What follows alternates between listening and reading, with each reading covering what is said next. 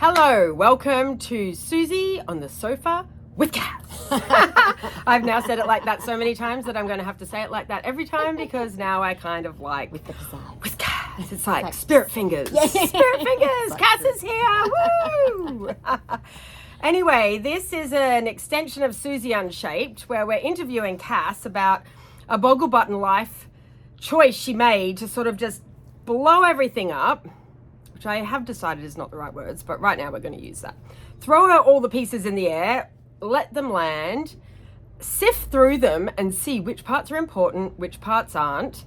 And she gifted herself 14 months overseas in Europe, bookended by 2 Caminos. Very long walks. Basically. Which we have done other videos on that, like episode 1 will give you great depth on that. But yeah, two very long walks, like 800 kilometers, carrying your pack, carrying your belongings. It makes you dig deep and it makes you shed the baggage that you're carrying physically that you don't need and the emotional baggage. So her journey is so in line with the Susie Unshaped mission, which is to remove the emotional shapewear that is suffocating your soul, basically. So yeah, here we are. Should I open it? No, go. So we were just talking before about what we wanted to talk about in today's episode, and we thought we've sort of jumped in probably there's a very large truck. Our tiki hut is high quality recording our conditions. Tiki hut is not soundproof yet. We have jumped in and expected you to know the stuff that we have learnt before boggle button, what we started learning. Like probably I've been looking into this for about 11 years now. Cass has been doing similar sort of stuff because I drag her along, like, yapping in her ear all the time. Oh, I just realized this. I just realized that. Anyway, back to basics. Step 1, we have to clean, I'm not sure. We just assume this, but what they say about assume makes an ass of you and me. ASSUME, if you didn't get that. Negative self-talk. And it's what we've been talking about. It's the awareness. Are you speaking to yourself nicely? That is step 1 in all of this. Mm-hmm. Yeah. And it's something we've both been practicing for quite a while, but you don't even hear yourself. You don't, and that's the biggest, once you actually start listening to what you're saying out loud about yourself, what you're saying internally within yourself, the messages that run through your head, you could be nice as pie to everyone in your life and the most awful person to yourself. Oh, well, clanger, and this is another quote from our gorgeous Moren, we love you. The lies that you tell, I've got it wrong here. The biggest lies you will ever tell are to yourself. Yeah. And what she means by that are the lies that you're saying, like any negative thing about you, like anything negative about you is a lie. Yeah. It's not true. We're all divine miracles. And if you want to dig into that more, try my 31-day challenge. It's free. Just look at the playlist. Start on day 1, which is me uncovering, removing all the layers that makes us not feel like we are enough right now. So that's what she means by the lies we tell ourselves are the worst we'll tell. You lie to yourself more than you lie to anyone else out there. And it's all of anything that makes you feel like you're not enough, basically. So I'm not rich enough. I'm not thin enough. I'm not smart enough. I'm not strong enough. I'm not fast enough. I'm not whatever, ...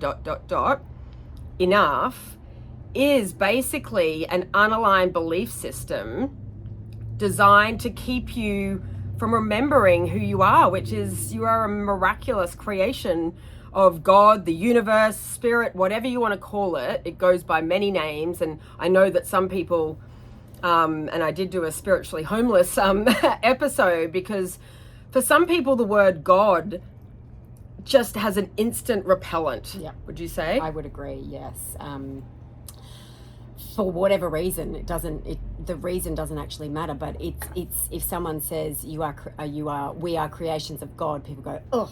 Because they think they assign it to a set religion. Yeah. And then what Cass and I have discussed at length about religion is take all the good parts of all the religions out there.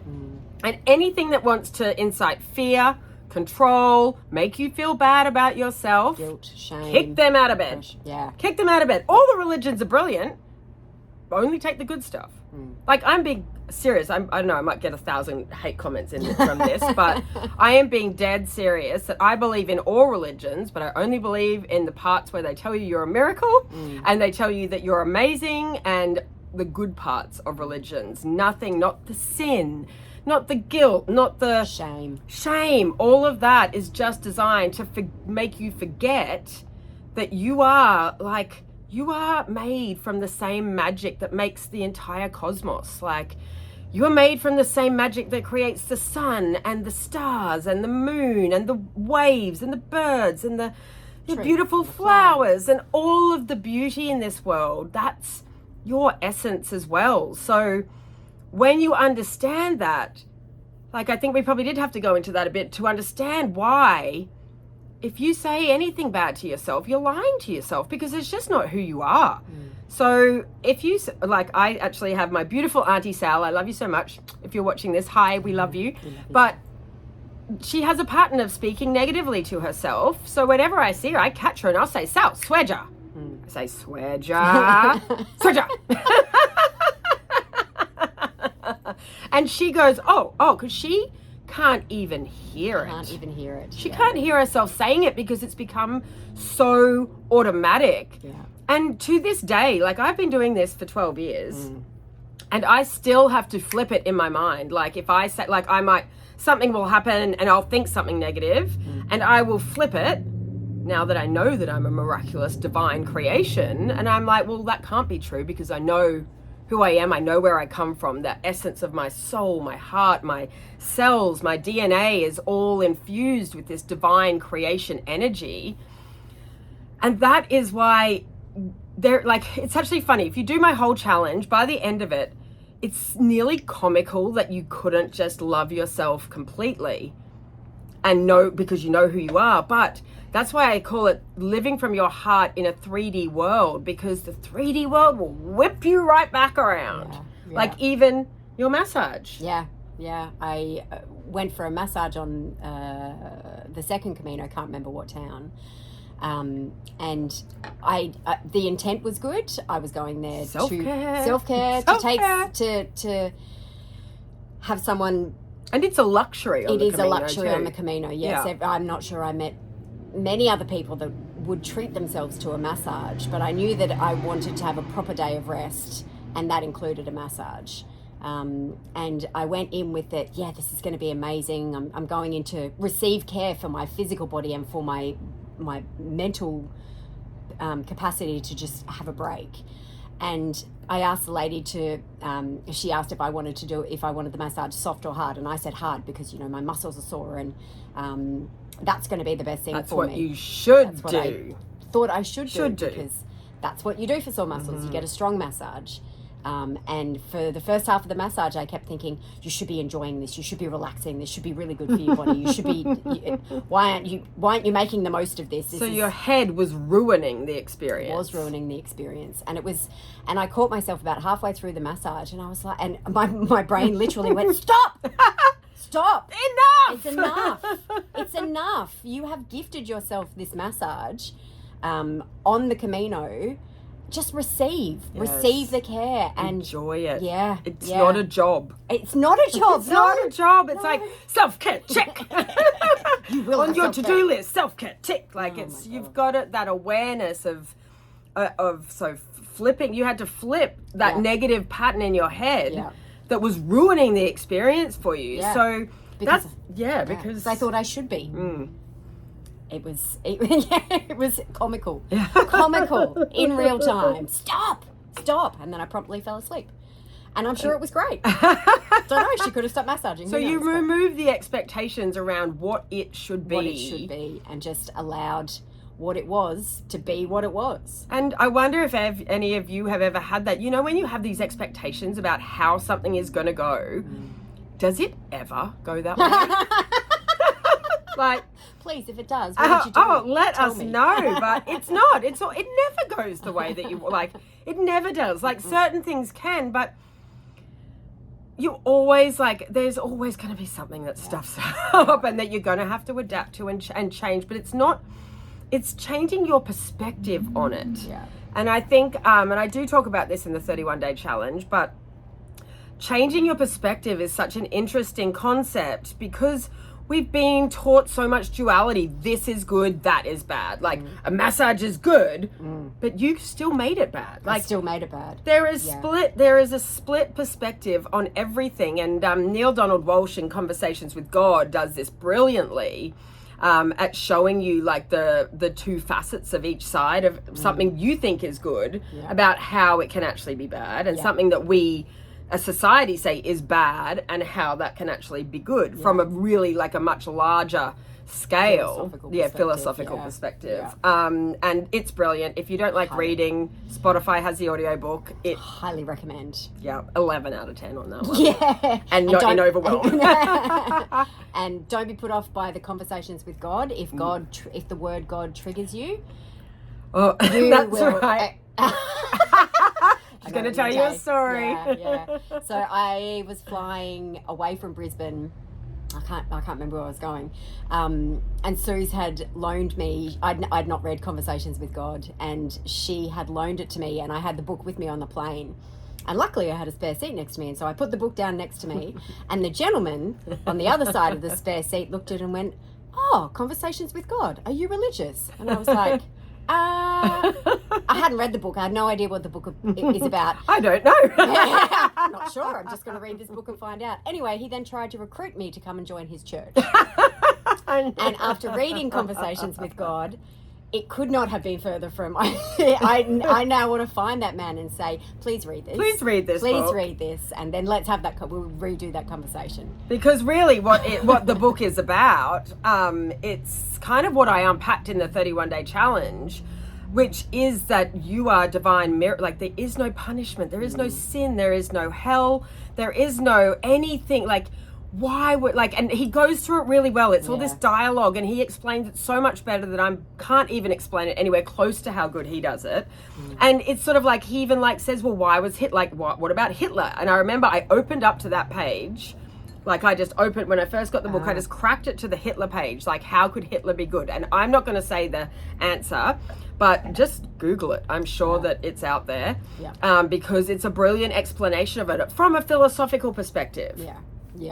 So, definitely recommend it. But that's what I was talking about. And I did a course when my marriage was ending, which is Dr. DeMartini.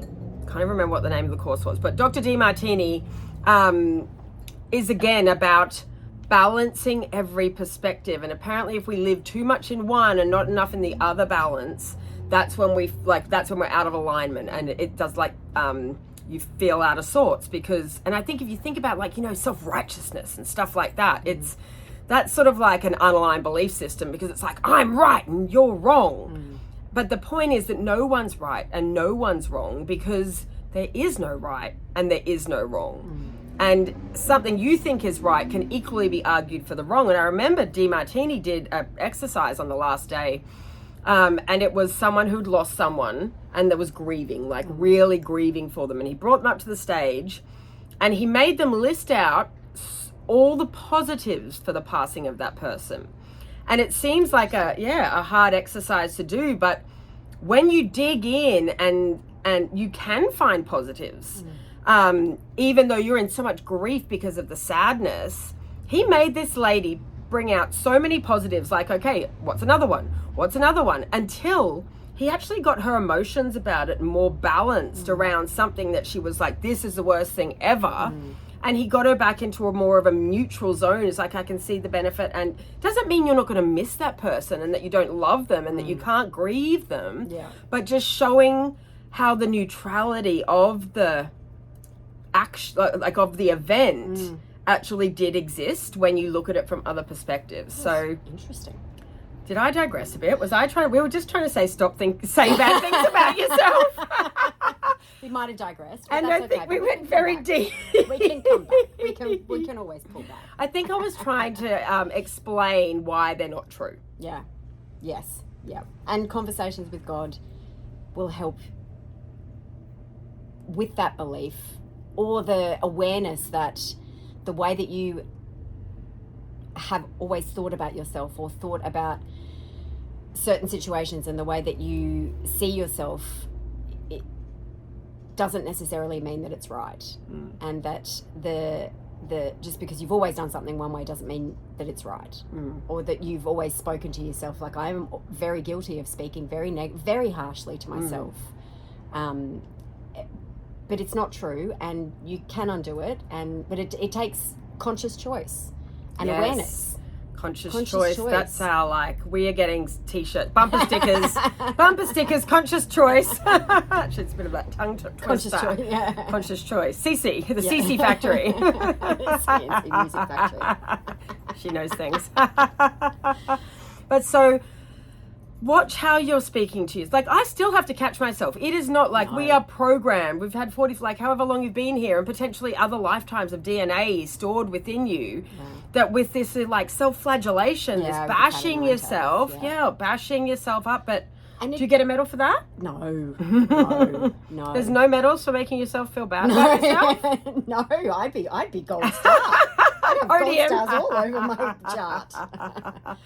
See, the point is, like, what we're trying to get to eventually is once you start noticing them, the conscious awareness, then you flip it. And when you do my 31-day challenge and listen to Conversations with God, you will know, like, your truths, because it will be shown to you 43 different ways so that you understand why it's not true and why you are amazing and so special. And then we get to create our life from that place, not from shoulds, expectations. And that's a big thing. Like, Cass, I think you felt like you had so many shoulds and expectations. You had to remove yourself from life to Europe, do Camino, and just get away from it all to give herself the space to, like, strip it all off. And like did I talk about the Inanna? Anyway, Inanna is like the heavenly goddess, and she has to go, no, she doesn't have to. She wants to go and see her sister in the underworld.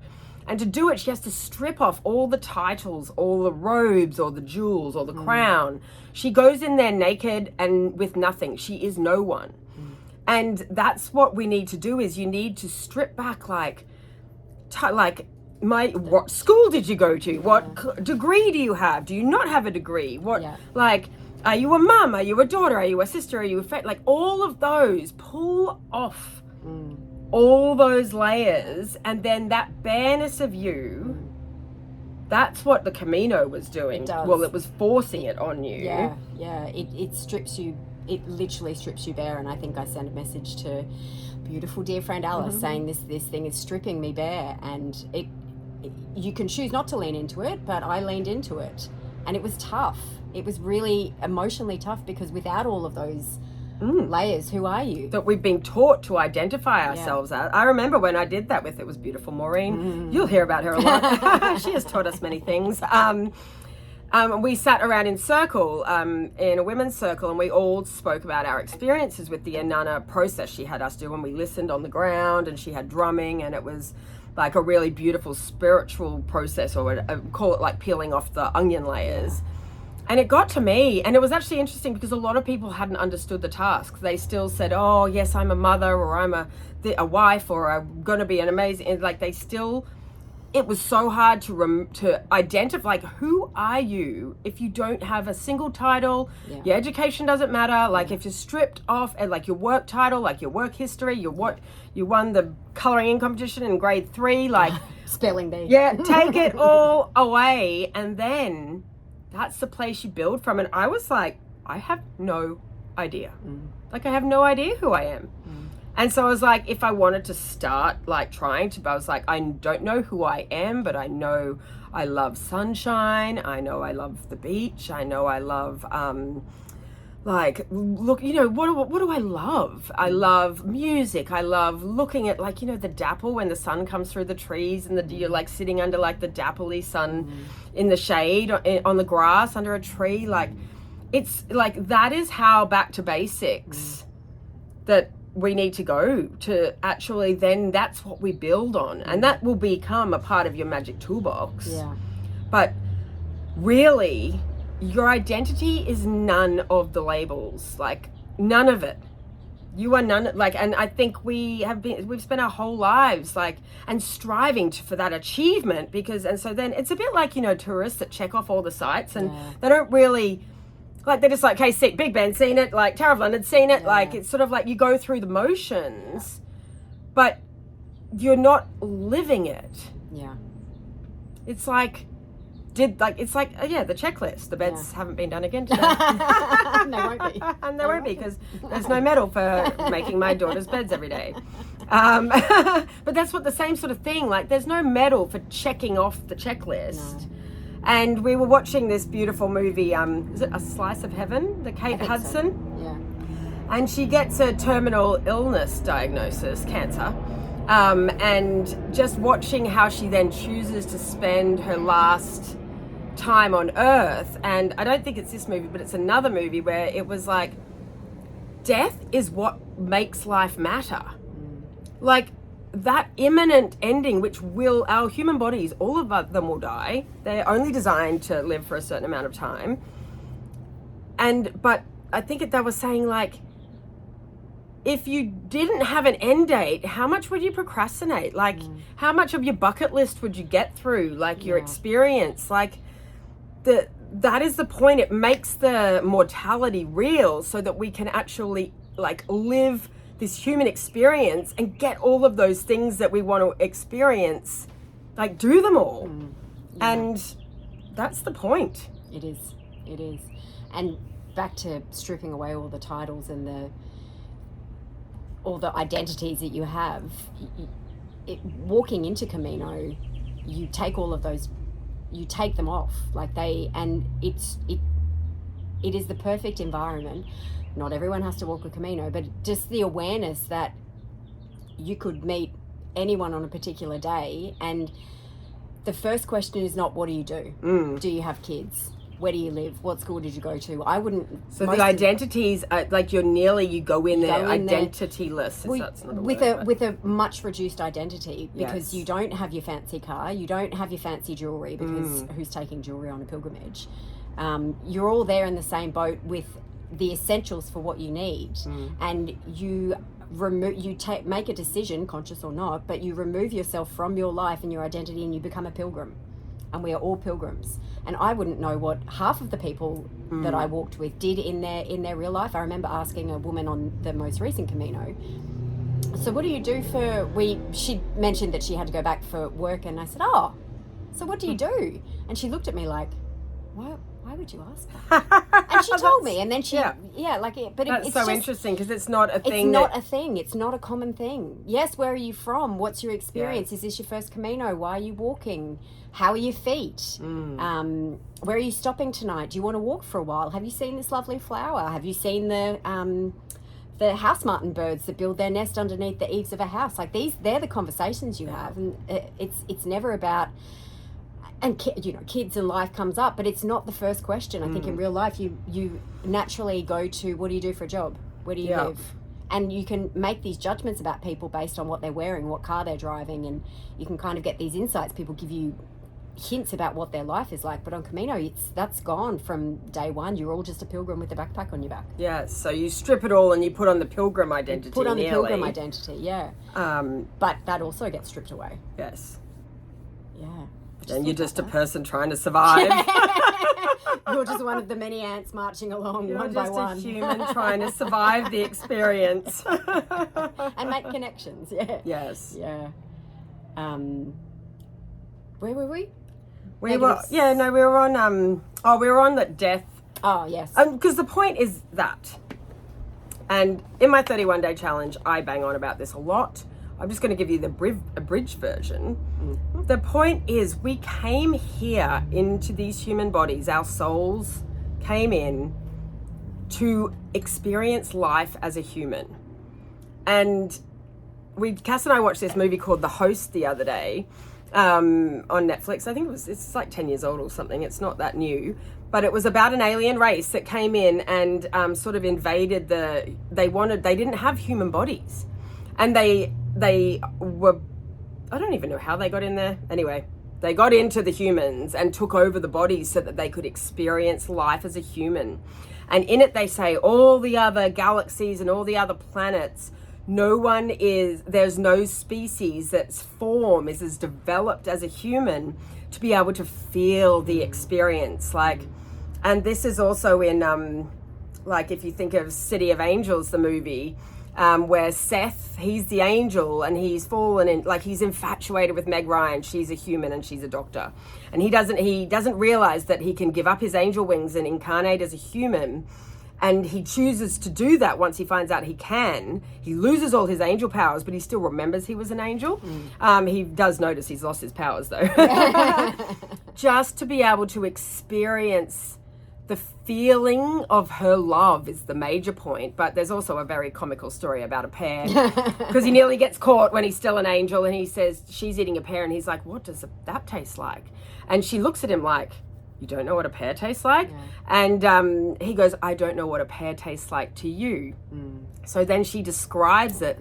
And that's the idea that our souls up in the universe, they conceptually understand what a pear is. Yeah. They can't taste the, like, slightly crunchy, slightly soft, slightly grainy, sweet, like juicy, like that, those senses. It's those senses that a human body in its miraculous form can taste and feel, and you can get goosebumps, and you can, like, feel the warmth of a hug, and you can feel like we're here to experience it all, like all of those feelings. Conceptually, our souls, without this human journey, we can't feel like a human feels. And that was it. Sorry, that was my point. At the end of the Kate Hudson movie, she says, once she's crossed over, she says, oh, what I would give to just feel, was it his love one more time, like feel his arms around me and feel his love one more, like that sensation in your body. That's why we're here. So that once you can kick all that negative and I'm not enough and not remember, you're actually here to experience all the things that you want to, like play the in a perfect world game, like what does your life look like? It's for you. Yes. Not for your kids or your partner or your job. Or if you had a day, what would you do? What will make you feel amazing? Yeah, in a perfect world. Write it all. Like, it's actually quite a fun exercise to do, to just sit there and, like, write it all down. Like, where do I want to go? Like, is there anything I want to look? Like, I can't paint. And one day, like, as Moren says, everyone can paint. I am not a master of the arts. But one day with the kids, I went to, like, our big, what do you call, Bunnings is like a Home Depot. Hardware store. Yeah. And we went and got, like, 20 of the little paint tester pots. I think they were like $5 each or something. And we got some massive canvases and we all just painted and mixed colors, and it was so much fun. And, like, just because I am not a technical artist doesn't mean I could, like, we enjoyed it so much just painting on those canvases and, like, wow, I really can't paint, or what if I blend these colors together? And I ended up making backdrops for when I was on lots of podcasts for Scanties. I made beautiful, like, pale pink, like the colors I could, and white and pink, like sort of floaty backdrops to put behind me, so I had a solid backdrop for the video on the podcasts. And so, like, start writing that stuff down. Do you want to write a book? Do you want to write a memoir? Do you want to write poetry? Like, it doesn't matter what it is. It's what lights you up. Yeah, what makes you feel good. And it gives you a really good insight into you. The real you with the layers stripped off. And, you know, and you think it, and try it out. Like, maybe you think you might like painting, but actually when you either write down that you would like to paint, or that you actually go and do painting, you think, actually, no, that's not for me. Maybe I want to bake a cake. Maybe I want to, I don't know, go for a walk in nature. In nature, is it beach, or is it in the hills, or like in a treed canopy, or in like wide open mountain tracks, or it's sort of like digging into, and I think that's why it's good to start at like the super high level stuff. Like, I want to climb Mount Everest. I don't. No, absolutely none. But you might not be able to climb. Like, it's good to like get the high level stuff. I want to travel around Europe. I want to like, I don't know what they are. Whatever the big that might seem out of reach. You've got to dump all the stuff that's out of reach down, and actually, like, if you don't write it out, how do you even know what you want to do? So get the high level stuff, and then you can filter it down. It's like, well, maybe I can't climb Mount Everest, but maybe I could, like, maybe I can start, maybe that's saying I want to go for more walks in like rocky climb. Maybe I want to start rock climbing. Maybe I want to start, like, it'll help you filter through to, like, I can't do that yet, but what can I do that is along that path? That, and who knows, you might get so into it that you end up, your why to do it becomes so strong that you end up doing it. But it's sort of like, play in a perfect world. What would you do? Like, I remember, this is really funny. I would love to fly first class. And to this date in my life, it hasn't happened. And so I played this game when I was in the little cottage like a couple of months ago. And I was like, okay, well, what is it that I like about first class? It's like, oh, well, they have like a nice big long seat that's like all made up, and you can watch movies, and like you get little nuts in a little tray, they're heated up, and a nice drink. And I said, well, what's stopping me from making first class right here in my lounge room? So I set up the couch, like I made it all up nice blanket, nice pillows. I went and I warmed the nuts and put them in a little bowl. I had a few crisps as well. And I got myself a nice little drink, and then I flicked through the TV, and I was like, what movie would I like to watch? Like, that experience is no different to a first class experience. Yeah, I had to serve myself, but you know, like, details. I'm okay with that. Like, it's more the perspective. It's like, I can actually experience the part I want to experience in first class right now in my lounge room. Yeah. So that's a really good example. That is a good example. Like, good if you could get the kids to serve you, but that's, I know. That's a different Oh, story. Lucy, that's our sister. Oh my God. Cass and I, the three of us used to babysit this family down the road. Anyway, I can't even remember if it was me or you that was down there. Anyway, one of us was babysitting them, and they were like, oh, do you want to play airplanes? Was it airplanes or, airplanes? Yeah. And I said, we were like, oh, yeah, sure. How do we play? They were like, okay, so you sit on the couch, and then you order food from us, and we go and make it and bring it back to you. And this is a game that our other sister had invented. Trained. No, it was a fun game for them to play where she sits on the couch and they go and get her snacks and drinks. I was like, that is brilliant. It is brilliant. Brilliant. Yeah. So maybe that's it. Maybe you can get your kids to play airplanes. But it's like another thing, like Cass and I, we banged on about how much we love this hot tub. But I used to always do this in the bath, but the hot tub's even better. And there was that terrible movie, Hot Tub Time Machine. So we're not going to time travel, but you can, like, if you're sitting in a hot tub and it's the same temperature and you close your eyes, you could be sitting in a hot tub out on the balcony of the penthouse that's overlooking the whole of, like, the beautiful beach and the headland. Like, if your eyes were closed, you would feel the same in either hot tub. Yeah. Like, it doesn't feel, like, the experience with your eyes closed is exactly the same. And the same with baths. I used to do this and travel to, like, the most luxurious hotels where I'd see, like, an ad for one of those penthouses right up with the glass walls, and the bath was right on the edge overlooking, like, coastline of beaches. If you just close your eyes, the bath water would feel the same. And you can just imagine that you're looking out to that. Like our hot tub, we can imagine we're looking straight out onto the beach on like a high cliff overlooking all the beautiful rocky outcrops, and like you can imagine hearing the waves. Like, the experience is the same. You still feel the same. It's only what your eyes are seeing, and you can change that by closing them. You can change that by closing them. Or having a tiki hut, which makes us look like we're somewhere really exotic. And we are somewhere exotic, but just not as exotic as a tiki hut would. You can bring your laptop out and put a little screensaver on. Yes. Put a photo on it. You could. Then you see the and same squint thing. a little bit and see the same thing. Like, I'm there. but the experience, do you know what I mean? The experience is what we tell it is. Yeah. If I close my eyes and I'm in a 7-star luxury hotel overlooking the, like, Manhattan skyscrapers in a bubble bath, You're there. I'm there. Yeah. Yeah. It's the same. Yeah. Yeah. And this is all designed to make you feel feel better, enjoy this life. Yeah, because it's easy to go through.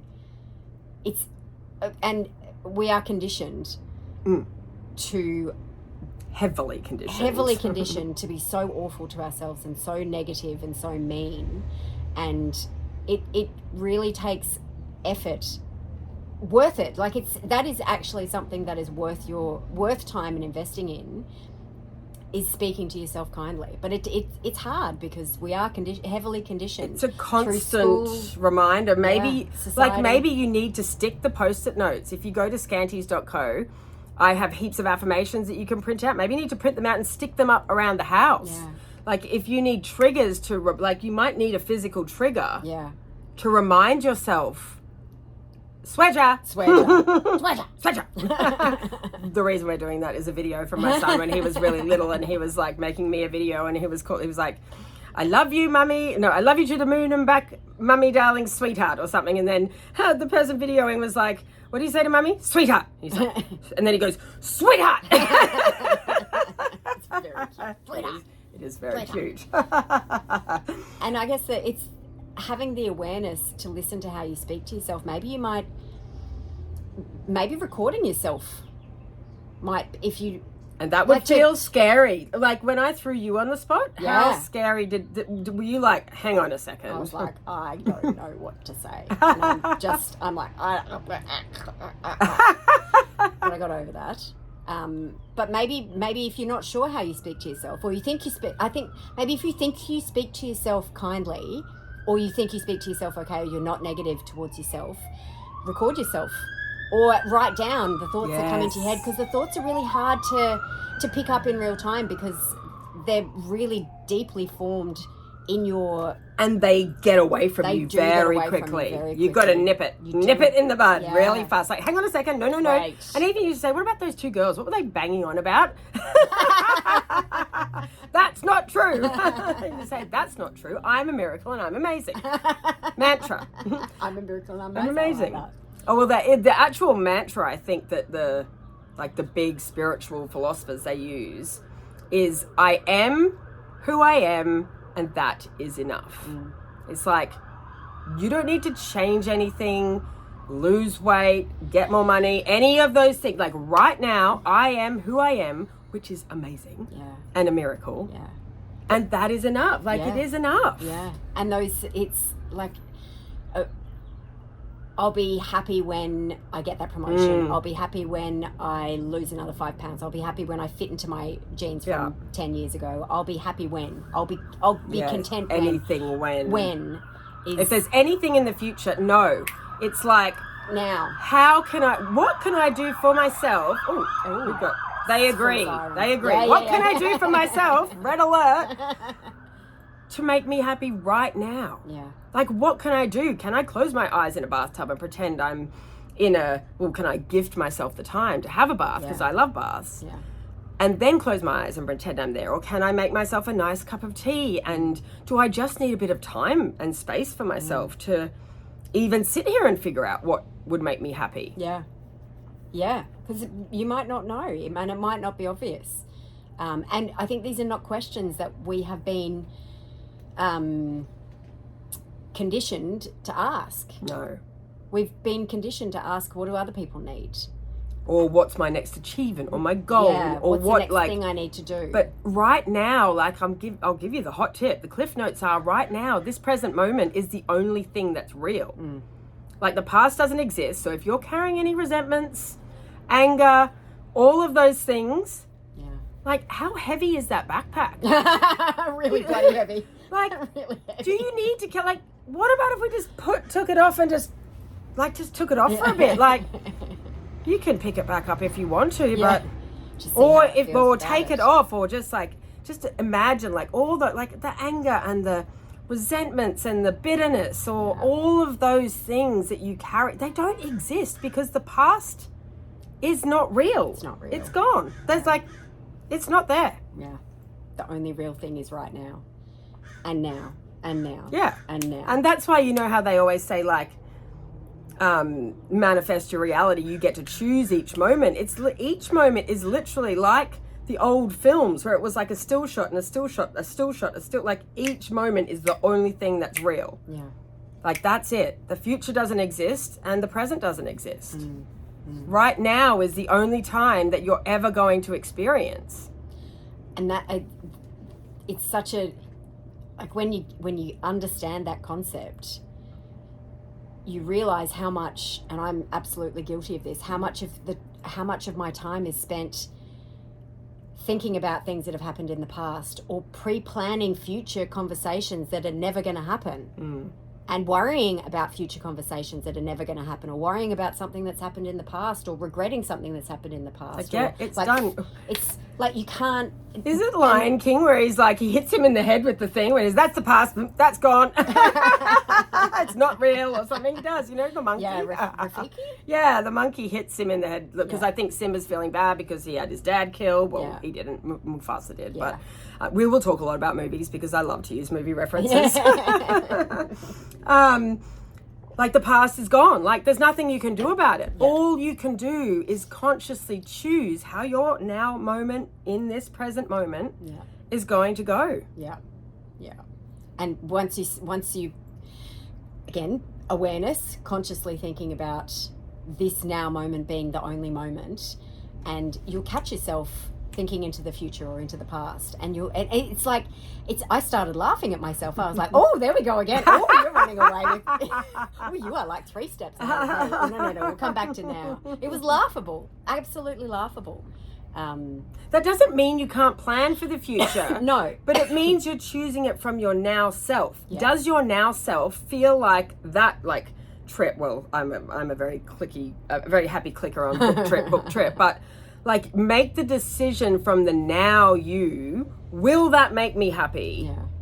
Yeah. When so you can still plan for the future. Yeah. We're not saying just sit and do nothing. No, but it's like coming from a conscious choice of, is this going to feed me or is this going to eat me? Yeah. Yeah. And I'm not also saying that things aren't going to be hard. Like the Camino was hard. Oh, yeah. Scanties is my version of being a pilgrim, building the business as a side hustle with 3 very young kids and working at the same time.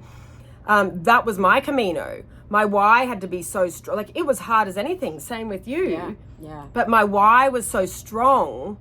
And I did actually keep consciously choosing it. Like this is so, when I'm sitting on the floor rocking in tears, is this worth it? And my heart was just like, yes, yes, it is. This is yes. Yes. This is yes. This is yes. This is yes. Ooh, my face is so red. I'm like boiling. But anyway, I'm like a red tomato. But yeah, so it's the choosing, checking in. So even when the business was so hard and I was crying and like everything was overwhelming, I would check in with myself. Is this what I'm supposed to be doing? And it was always, yes, it is. Yes, it was so strong. But I did consciously choose along, like I could have stopped doing it. If my heart had said, no, I think we've had enough. This isn't fun. Like it wasn't fun, but my drive for the why, which was, it helped me feel good about my body. And I was so sick of the messaging out there telling women that their bodies needed to be shrunk and squished and they weren't enough as they were. And that why was enough to keep me going, because I'm like, if I help one woman not feel bad about her body, the whole thing's been worth it. Yeah. Don't you think? Yeah, I do. And I think, yeah, absolutely. If you can help one person, and that would actually be like what I was. My fuel at that time was customer reviews. I used to get the most beautiful emails and messages from people just basically saying how I had how this product had changed their life, because they and that's why I've done so much around the emotional support as well with Scanties, which is what led to Susie Unshaped, which is what led to the challenge, and it's what we're talking about here. It's like, not only do we have this physical shapewear that we're having that jammed down our throats, the emotional shapewear is really sneaky and subtle, and it's being plastered on your entire life, and it's so hard to see.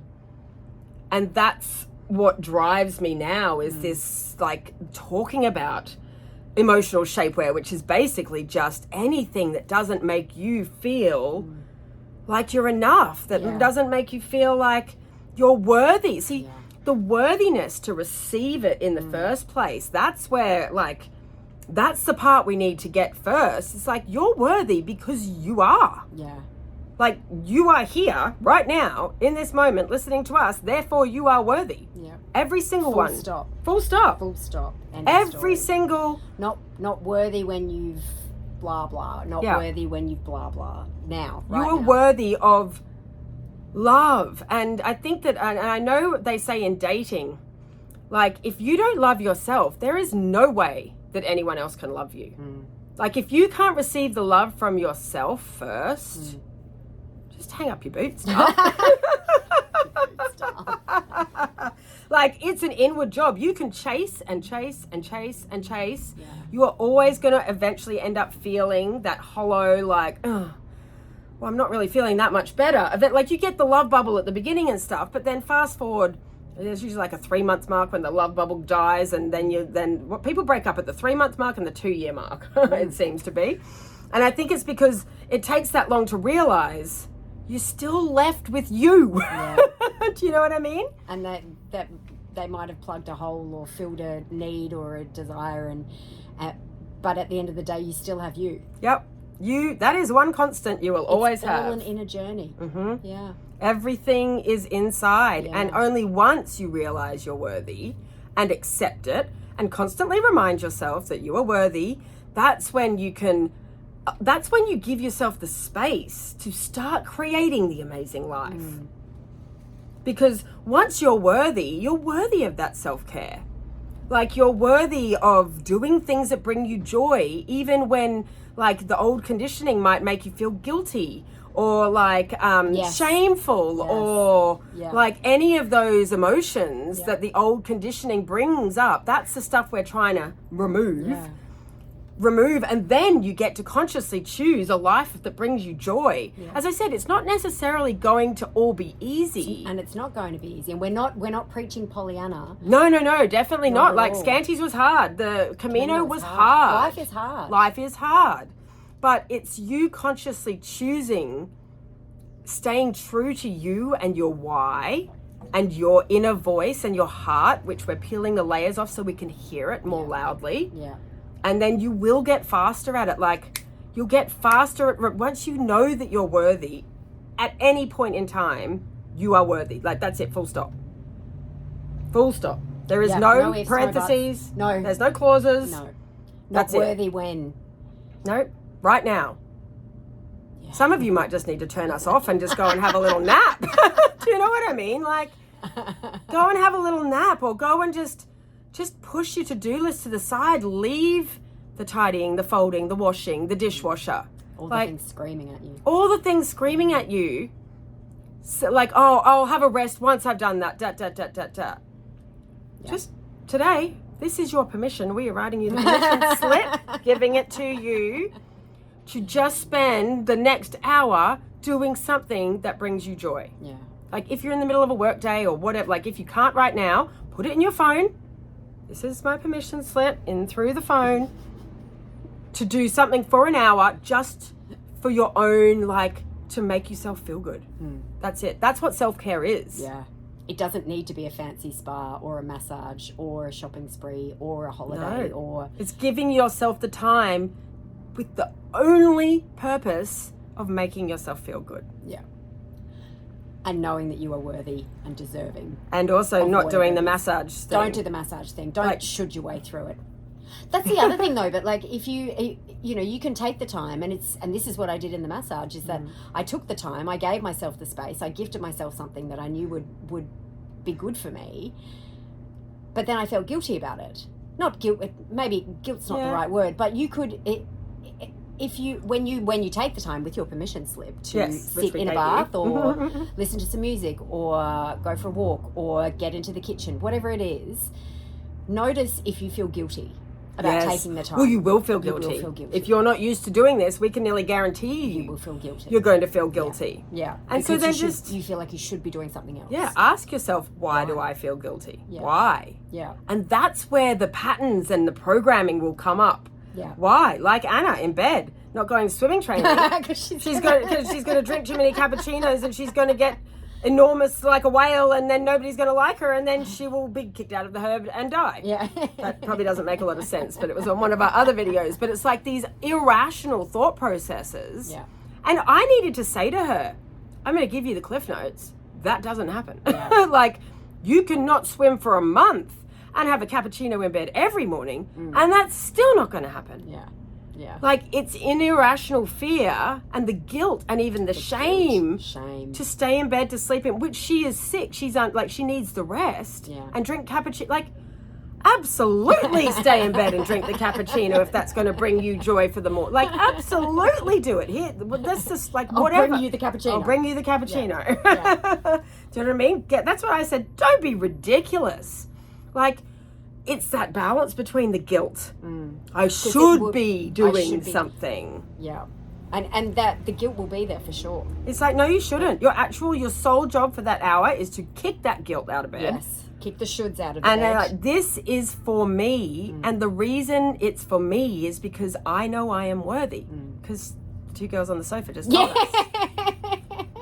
Susan Cass said, I'm worthy. That's what you can say. You can do this. Susan Cass said, I'm worthy. So the shop is shut for an hour. The mum shop, the friend shop, the wife shop, the husband shop, the employee shop, parent shop, the closed. Everything closed for an hour. We are doing Spanish siesta. Yes. They just close everything down. Close it all down. Hours in the afternoon. Just time for you. Yeah. Oh yeah, the Spanish have got a whole system for it. They're not silly. They know. And they know how to enjoy life, don't they? They are very, very much enjoying life. They are very good at enjoying life. They don't care. Like, no one opens the shop. Like, it is closed. Like, nope. Everything's it is shut. Like, that's at my time. And if you've got kids at home and you can't get yourself the space, find someone. You might not be able to do it straight away, but get them some form of care, a friend, a sister, a mother, whatever it is, and drive somewhere and give yourself the space in the hour. Yeah. Like, get out of it. Yeah. Don't stay. Because I think for mums in particular, probably, everything at the house is screaming at you. You should be doing the dishes. You should be unpacking the dishwasher. You should be doing the laundry. You should be tidying up the playroom. I don't know, putting the books away, whatever. Cleaning the pool, whatever. Yeah, the to-do list is smacking you in the face. It is. Yeah. And it's not going to help with the guilt. And you'll be, just do the, no. Get away from it. Go somewhere. Yeah. Go and, like, sit in your car and watch the sunset. I do that quite a bit, actually. Just sit in my car, like, in a nice spot and, like, watch the sun setting over. Like, my kids all think I'm mad because I'll be like, when the sun sets, I go crazy. Look at the clouds, look at this. And it's so funny because they start doing it now. They'll be like, oh, Mum, look at that sunset over there. Look at those colors. And it's like, I go crazy for the sunset. I am a sun lunatic. Yeah. I love the sun. I love the sunset so much. That's why we have a tiki sunset behind us. We have a tiki sunset. So that's your permission slip. Yeah. Find yourself an hour. Kick the guilt or shame or whatever negative feelings about you giving yourself the space to just do something for you. And only you will know what that is. Yeah. And then don't do the massage and start guilting your way through it and trying to shoot it. And like, I think what you were trying to do is make it worth it. I've got to make this massage worth it. Yeah. As opposed to the actual point of the massage was worth it when you received care. Yes. And you lumped in a few, threw in a few other conditions with it, but the massage, the worth of the massage was you gifting yourself time to be cared for. Yes, to receive care. Yes. Yeah. So don't be like me. But just watch. But the point we're trying to train you is the awareness. Yeah, the awareness. Like, you've been doing this forever, and you still spent half a massage. And I still spent half a massage shooting on myself and guilting, and my brain literally went, "Stop! Yes. Stop it!" Yes. So if the word "should" comes up, it's why. Yeah. Like a little annoying kid. Like, but why? Yes! But why? But why? Imagine your 3-year-old self. Like, that's when we got told all these things. We were like given all these conditions and put onto us to control us, because Yeah. toddlers are like, you need to control them. But really, that's what we started learning. All these, oh, I'm a good girl if I do X, Y, Z. And like, and I know with my parenting, all the parenting books were, you never say good girl, good boy. It's always about the behavior. So they don't, because they take it to heart at that age. They're like little sponges. So it's like, well, that was pretty silly behavior, not you're a silly person. Yeah, you're a silly boy. So they do teach that now. But we grew up in the bad girl, naughty girl, good girl, people pleasers. Yeah. Oh, but then I'm a good girl. Yeah. And that was Kick that out of bed. But It was everyone did it. Yeah, and that's completely. how our parents were parented. Yes, kick that out of bed. Yeah. Yeah. You're all perfectly amazing right now, enough exactly as you are right now, because Susan Cass said so. The two girls on the couch. The two girls on the sofa in the tiki hut. Two girls in a tiki hut. Two girls in a tiki hut said that you're enough. And so it's got to be true. Someone on the internet. Actually, I made a song, and I will link it at the end of this video, because I literally made a series of songs about this. Yes, And you did. it's basically stop, you are enough right now, and it's because someone on the internet told you, so it must be true. And with that, we will leave you, and if I'm clever enough, I will try and put the song on the end, because I think it would be a great finish. Yes. In fact, we might do that with all the episodes. Ooh, I like That's that. not silly, like an outro. I think that's an option. No idea how to do it. We'll Google that. Nope. Okay. 5, 5, 5. I know, it's just 5, 5, 5, 5, 5. Okay, we love you all, and permission slip, more homework. You know, as I started giving out homework all the time, I but think you just stop saying that. I'm the homework giver now. Thanks, Moren. Yes. Okay, love you lots. Bye.